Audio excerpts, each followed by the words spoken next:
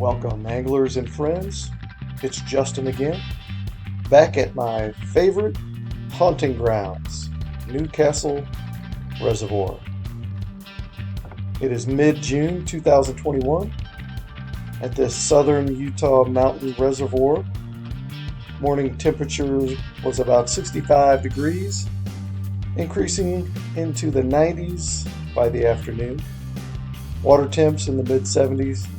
Slight breeze in the morning picked up to a steady 10 mile per hour westerly wind in the late evening. Last time I was here, I hiked it and fished from shore. A few natural clues prompted me to try trolling again, and I wasn't disappointed. And here we have a nice little rainbow trout. Strong fighters, back you go. You know, one of the benefits of kayaking and trolling from a kayak is the stealth factor. There's no motorboat sounds, there's no trolling motor sounds. I can paddle shallower and slower if I'm careful and don't bang in the boat. So I like that. And this time around, I decided to double up and troll with two rods, which is more complicated and a little clumsy in my little kayak, but it was effective.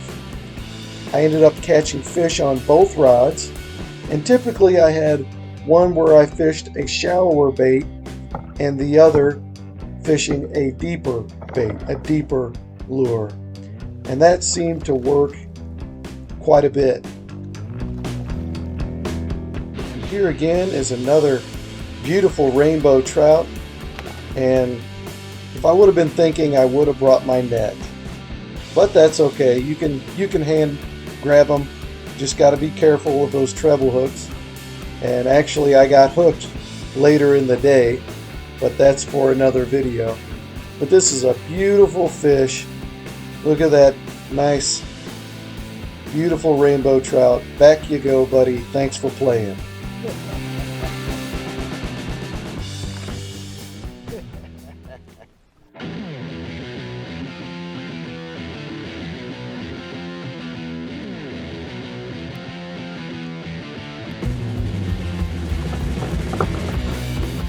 Fish on. There's nothing like that rod jumping into my lap. I tell you, that is so fun. And this is another trout. And what was going on is I saw a trout biting on the surface, probably another fly hatch, and decided to quietly paddle through and troll through. Even though I didn't have a fly to use, they were looking up and feeding up. And so that worked. Even with a mid-diving crankbait, I hooked them. And all the rainbows were over 12 inches that I caught, and they were aggressive. Unfortunately, on this trip, I enticed no wipers. I love catching wipers there at Newcastle, and that's what a lot of people go there to catch. But, you know, catching is better than not catching, and any day fishing is on the lake is a good day.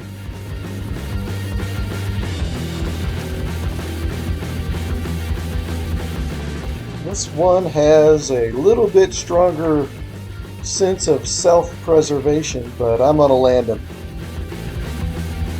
And there he is. I think he had a boogered up eye, unfortunately, but they'll still bite.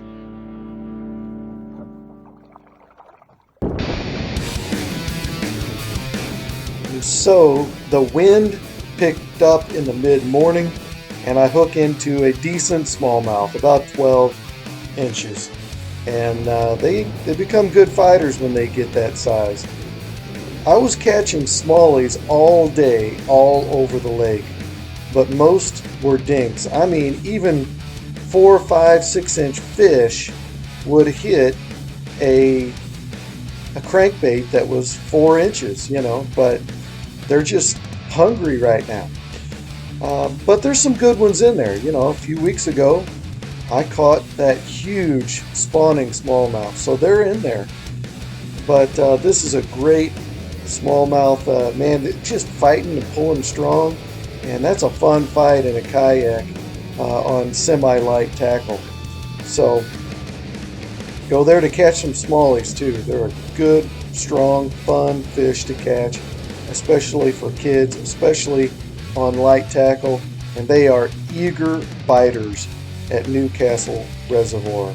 Any kind of crawdad imitating bait or shad imitating bait will work well.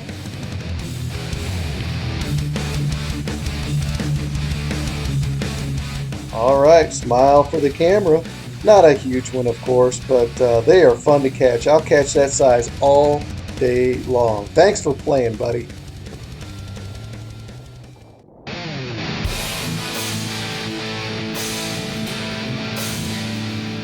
Now, this fish was a surprise catch, and not because I haven't caught any there before. This is a blue sunfish, and they are invasive and kind of a pain because they will pick apart your baits, and they're eager biters, so they're fun to catch for kids, but they don't get very big.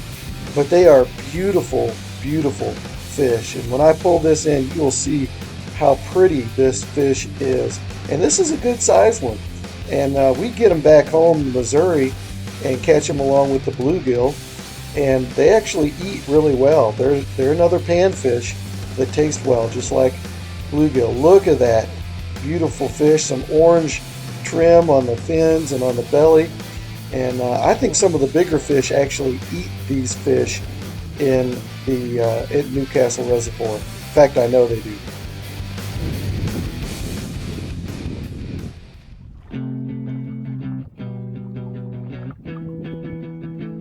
Okay, so this will be the last highlight that I'll show you of this fishing trip. It was a good trip, probably 20 fish in all, probably half a dozen or so are those tiny little smallmouth that kept pecking at my lures. But you know, a good batch of rainbow trout.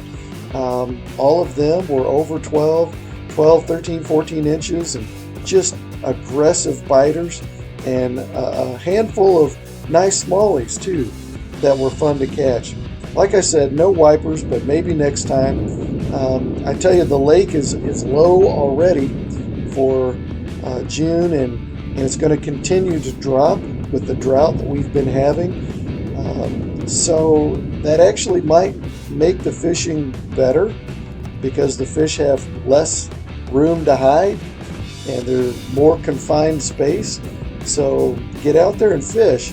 I always encourage catch and release, but follow your state regulations and it'll continue to be a solid fishery for trout, smallies, and wipers. Maybe somebody will catch a state record wiper out of there this year. Maybe it'll be me. Whoa, that fish jumped out of my hands.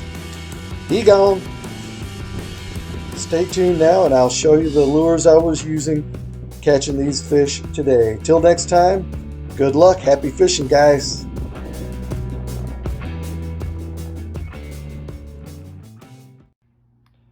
Okay guys, so these are the lures I was using, and over here we just have flicker shad, size number 5, tight little wiggle, and they suspend.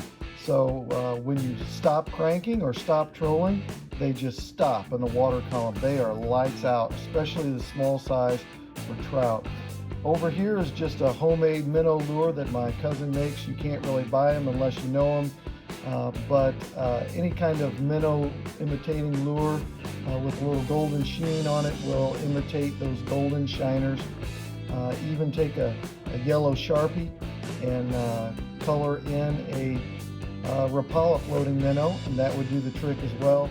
This old thing I caught, I bought about 25 years ago at a Bassmaster University session, and I kept it more as a memento than to fish with, but then I started fishing with it and discovered that it actually works. So, and it imitates that golden shiner as well. But all of these look similar to golden shiners, but not exactly. And I think that's key. that they look alike but not perfectly similar, so they stand out and get the attraction of the fish. And so that's what I've had a lot of success with here. In the links below, you can try to buy these lures from Amazon, or at least the flicker sheds and some of the other products I use. If you're interested, some of the proceeds may go to me and help me pay off my student loan.